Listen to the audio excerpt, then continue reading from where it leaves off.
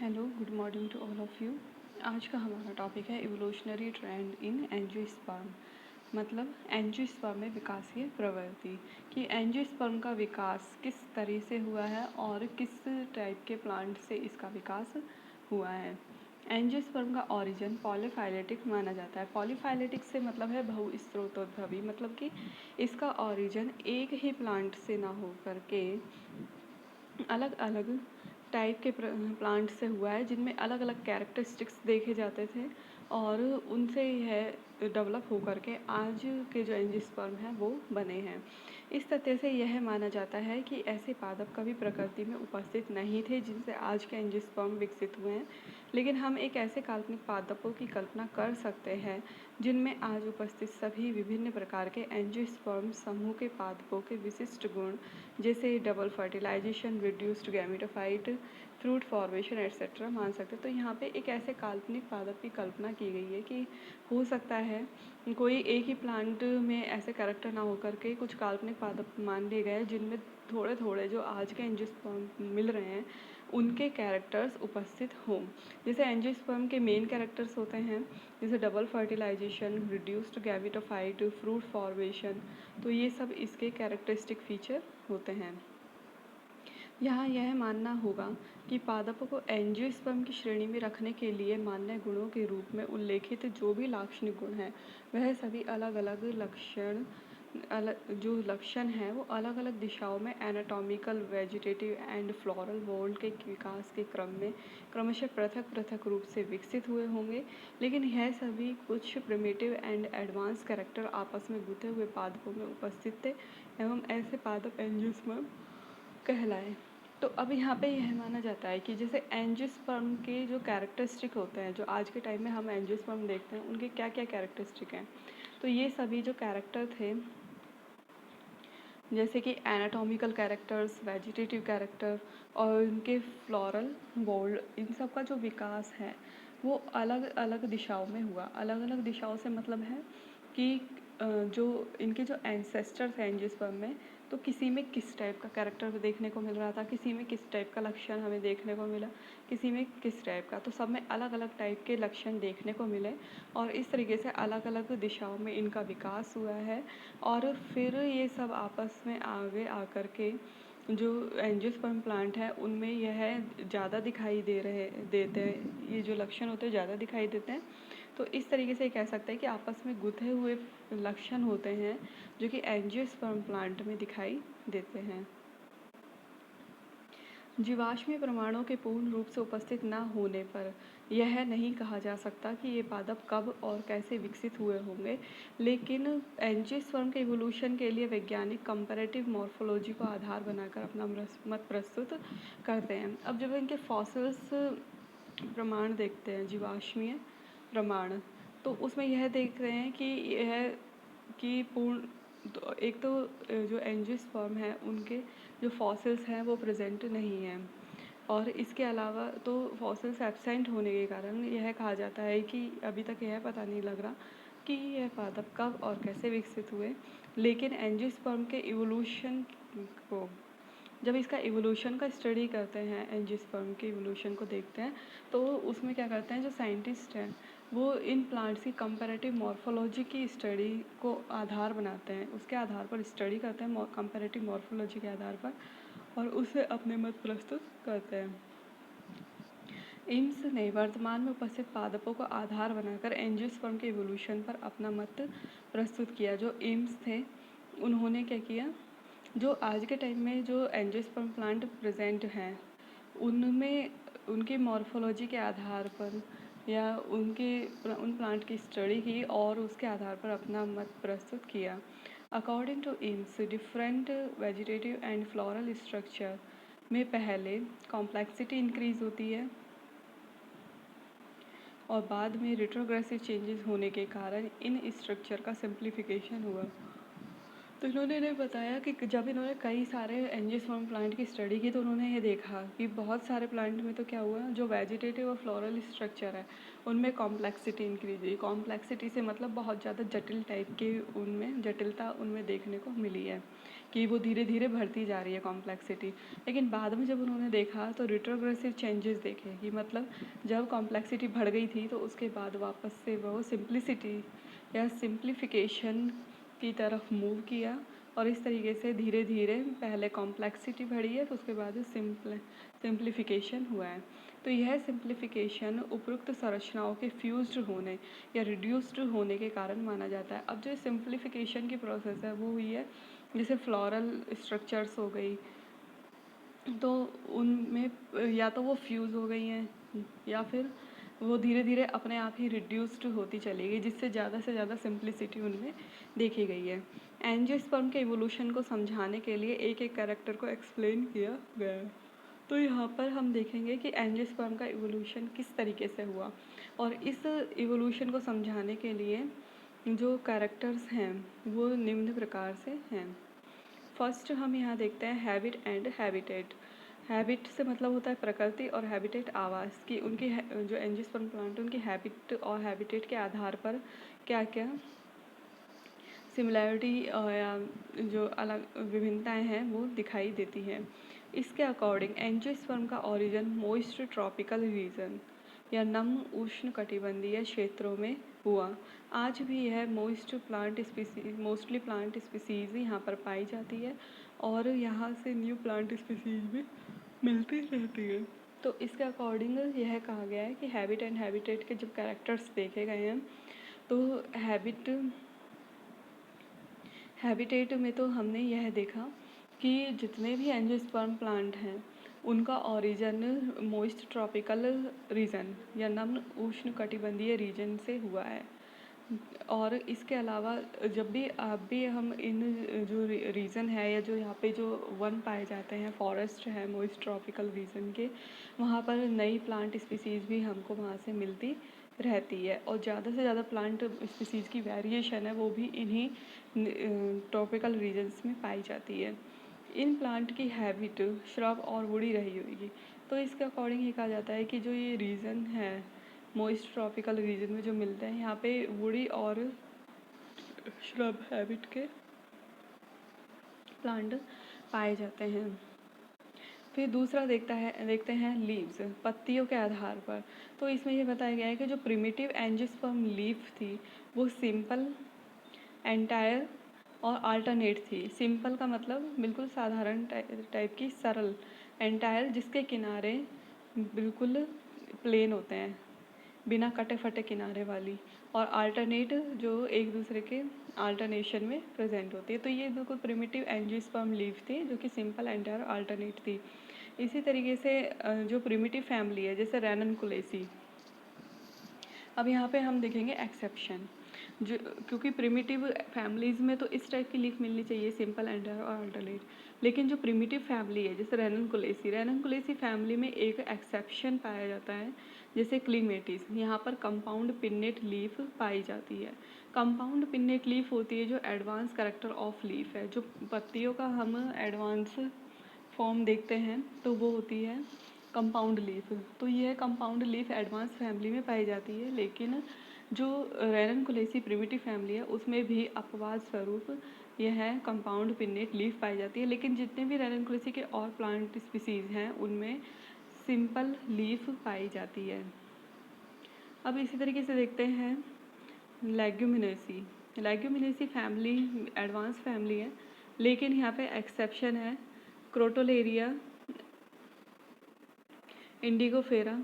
तो इन सब में प्रिमिटिव टाइप ऑफ लीफ पाई जाती है। तो एडवांस फैमिली जिसमें कि कंपाउंड लीफ मिलती है, लेकिन कुछ एक्सेप्शन वहाँ भी मिल रहे हैं यहाँ पर, जैसे क्रोटोलेरिया, इंडिगोफेरा, एलाइसियो, कार्पस। तो इनमें प्रिमिटिव लीफ देखने को मिलती है। अब लीफ हो गया, हैबिट एंड हैबिटेट हो गया। अब तीसरा है देखते हैं रेटिकुलेट वेनेशन। रेटिकुलेट वेनेशन का मतलब होता है जालिकावत शिराविन्यास। जालिकावत शिराविन्यास जो डायकॉट लीव्स होती हैं उनमें देखने को मिलता है, और characteristic of primitive angiosperm and डायकोटिलिडन्स।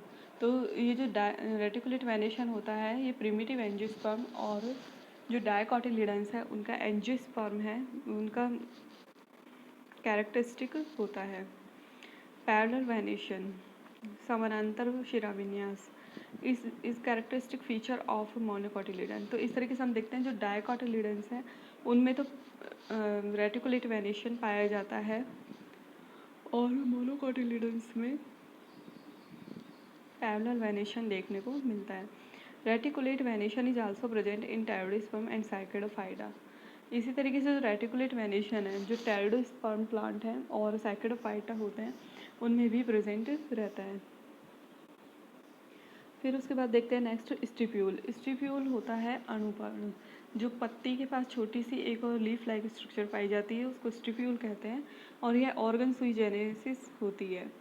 सिम्पेटली के एडवांस फैमिली में ये पाई जाती है और लगभग 40% वुडी प्लांट में स्टिप्यूल पाई जाती है जबकि 20% हर्बेशियस प्लांट में स्टिप्यूल पाई जाती है। अब यहाँ स्टिप्यूल देखते हैं तो लगभग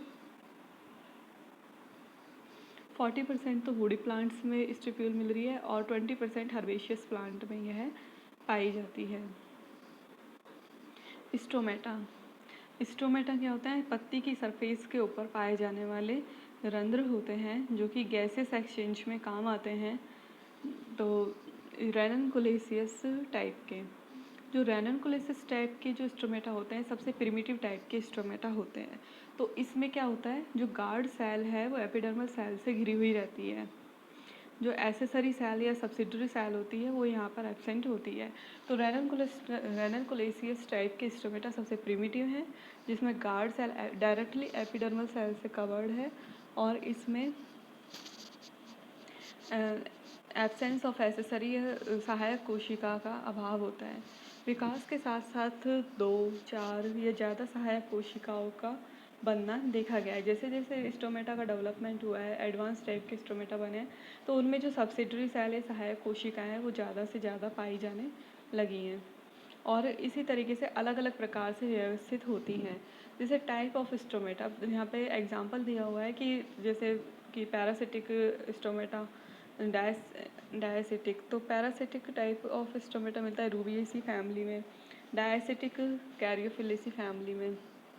तो यहाँ पर स्टोमेटा के आधार पर देखा गया है कि किस तरीके से प्रिमिटिव टाइप के स्टोमेटा हैं और एडवांस टाइप के स्टोमेटा।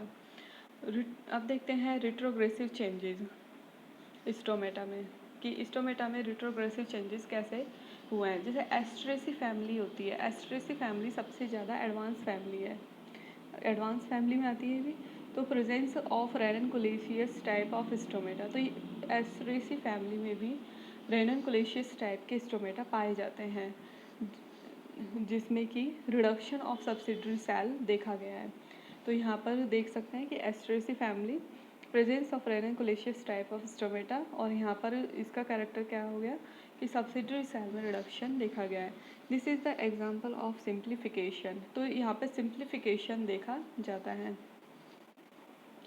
इन सभी उदाहरणों से स्पष्ट होता है कि simple entire alternate ranunculaceous type of stomata primitive type of characteristic है। तो अब यहाँ पर हमने कितने सारे एग्जांपल देख लिए, लीफ, वेनेशन, स्टोमेटा। तो इस तरीके से हम यह कह सकते हैं जो सिंपल एंटायर अल्टरनेट रेननकुलेसिस टाइप की तो लीफ और उसमें स्टोमेटा का टाइप रेननकुलेसिस टाइप है तो ये प्रिमिटिव टाइप का कैरेक्टरिस्टिक होता है। तो अगर किसी प्लांट में ये सारे कैरेक्टर दिखाई दे रहे हैं उसकी पत्ती में तो हम ये कह सकते हैं कि प्रिमिटिव टाइप की प्लांट स्पीसीज है। इसके अलावा प्रिमिटिव कैरेक्टर्स के साथ साथ एडवांस कैरेक्टर भी उपस्थित हो सकते हैं। जबकि अधिक प्रिमिटिव कैरेक्टर एक ही प्लांट में उपस्थित होते हैं तो उसे प्रिमिटिव प्लांट या प्रिमिटिव फैमिली कहेंगे। इसी तरीके से अगर एडवांस कैरेक्टर एक ही प्लांट में उपस्थित हैं तो उसे एडवांस फैमिली, एडवांस प्लांट कहेंगे। तो इसका मतलब यह हो गया कि अगर प्रिमिटिव कैरेक्टर्स का संख्या किसी प्लांट में ज़्यादा है तो वो प्रिमिटिव प्लांट में की कैटेगरी में आएगा और इसी तरीके से अगर एडवांस कैरेक्टर्स की संख्या ज़्यादा है तो उसे एडवांस में रखेगा। लेकिन इसका मतलब यह नहीं है कि उसमें एडवांस में प्रिमिटिव कैरेक्टर एक भी ना हो या प्रिमिटिव में एक भी एडवांस कैरेक्टर ना हो। बस नंबर ऑफ कैरेक्टर अगर प्रिमिटिव ज़्यादा है तो वो प्रिमिटिव हो गया और एडवांस ज़्यादा है तो एडवांस में आता है। अपवाद स्वरूप प्रिमिटिव प्लांट में एडवांस कैरेक्टर मिल सकते हैं और एडवांस में प्रिमिटिव, लेकिन ज़्यादा कैरेक्टर के आधार पर प्लांट को एडवांस्ड और प्रिमिटिव में क्लासीफाई किया जाता है। तो जैसा कि पहले बताया है कि प्रिमिटिव के साथ एडवांस कैरेक्टर भी मिलेंगे और एडवांस के साथ प्रिमिटिव मिलेंगे, लेकिन नंबर ऑफ कैरेक्टर कौन से ज़्यादा है, प्रिमिटिव या एडवांस, उसके आधार पर प्लांट को क्लासीफाई किया जाता है। वैस्कुलर स्ट्रक्चर, संवहनी संरचनाएं, नोडल एनाटॉमी की स्टडी करने की जाती है। तो वैस्कुलर स्ट्रक्चर को समझने के लिए नोडल एनाटॉमी की स्टडी करेंगे। तो प्रिमिटिव एंजियोस्पर्म, फर्न्स, जिम्नोस्पर्म, यहाँ पे एक लीफ गैप से 2 लीफ ट्रेस पाए जाते हैं। इसका एक्सेप्शन है लैमिएसी, सोलनेसी। E.W. सिन्नॉट, इन्होंने ये बताया कि इन्होंने नोडल एनाटॉमी की स्टडी की और प्लांट क्लासिफिकेशन में नोडल एनाटॉमी की महत्वपूर्ण भूमिका को बताया। तो इन्होंने 3 टाइप के लीफ गैप बताए, यूनिलैक्यूलर, नोडल एनाटॉमी बताई, यूनिलैक्यूलर, ट्राइलैक्यूलर, मल्टीलैक्यूलर। जो ट्राइलैक्यूलर होती है वो सबसे ज़्यादा प्रिमिटिव है, उसके बाद यूनिलैक्यूलर और उसके बाद मल्टीलैक्यूलर सबसे एडवांस होती है। यूनिलैक्यूलर का ऑरिजिन ट्राइलैक्यूलर से हुआ है। तो यूनिलैक्यूलर का ऑरिजिन ट्राइलैक्यूलर से और मल्टीलैक्यूलर इनमें सबसे ज़्यादा एडवांस फैमिलीज़ में पाई जाएगी। बहुत सारे leaf traces and leaf gaps पाए जाते हैं। इसके बाद देखते हैं xylem. Primitive xylem, primitive xylem से मतलब हो गया इसमें ट्रैकिड पाई जाती है और जो पिट्स होते हैं वो स्क्लेरिफॉर्म बॉर्डर्ड सीढ़ी नुमा परिवेशित गर्त पाए जाते हैं। तो सीढ़ी नुमा जो पिट्स होते हैं वो पाए जाते हैं प्रिमिटिव जाइलम में। इसका एग्जांपल है मैग्नोलीडी। मैग्नोलीडी की कुछ फैमिलीज़ हैं जिनमें वेसल्स एब्सेंट होती है, जैसे एम्बोरेलेसी, टेट्रासेंट्रेसी, विंट्रेसी। तो ये टेरोस्पर्म की सिमिलर होती हैं। तो वेसल लेस एंजियोस्पर्म के एग्जाम्पल हम देखते हैं तो उसमें आता है एम्बोरेलेसी, टेट्रासेंट्रेसी, विंट्रेसी। एडवांस जाइलम, एडवांस जाइलम के कैरेक्टरिस्टिक हो गए जैसे सर्कुलर बॉर्डर्ड पिट्स जो कि स्पायरली अरेंज होते हैं। तो प्रिमिटिव कैरेक्टर तो हो गए, सीढ़ी नुमा अरेंज्ड होंगे, स्क्लेरिफॉर्म, और जबकि एडवांस जाइलम के कैरेक्टर्स हैं सर्कुलर बॉर्डर्ड पिट्स, स्पायरली अरेंज्ड देखने को मिलेंगे। फ्लोएम, टेरिडोफाइटा, जिम्नोस्पर्म, इनमें प्रिमिटिव फ्लोएम पाया जाता है। प्रिमिटिव फ्लोएम से मतलब है सीव सेल एंड सीव एरिया स्पेशलाइज्ड नहीं होते हैं। प्रिमिटिव फ्लोएम में सीव एलिमेंट लंबे और सकरे पाए जाते हैं और ज़्यादा मात्रा में फ्लोएम पाया जाता है। एडवांस फ्लोएम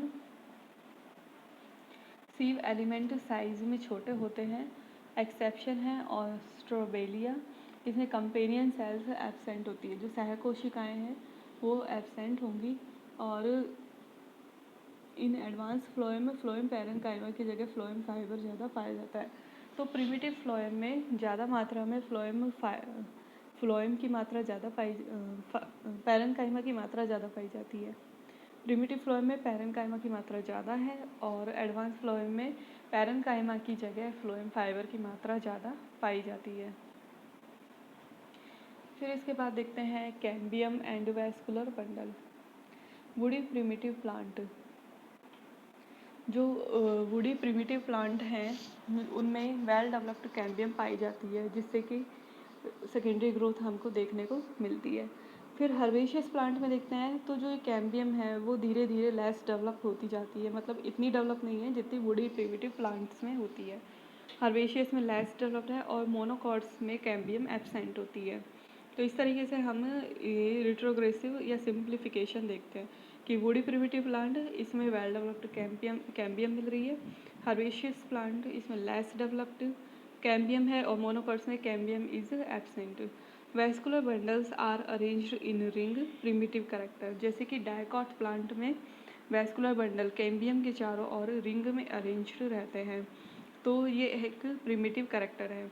जबकि जो स्कैटर्ड वैस्कुलर बंडल है वो एडवांस कैरेक्टर होता है। जैसे मोनोकॉट्स में देखते हैं, जैसे कोई मक्का या व्हीट किसी की भी सेक्शन कटिंग करके देखते हैं तो उसमें वैस्कुलर बंडल पूरे स्कैटर्ड फॉर्म में पाए जाते हैं क्योंकि उसमें कैम्बियम एब्सेंट है तो वो स्कैटर्ड फॉर्म में मिल रहे हैं, तो यह एडवांस कैरेक्टर होता है। Thank you.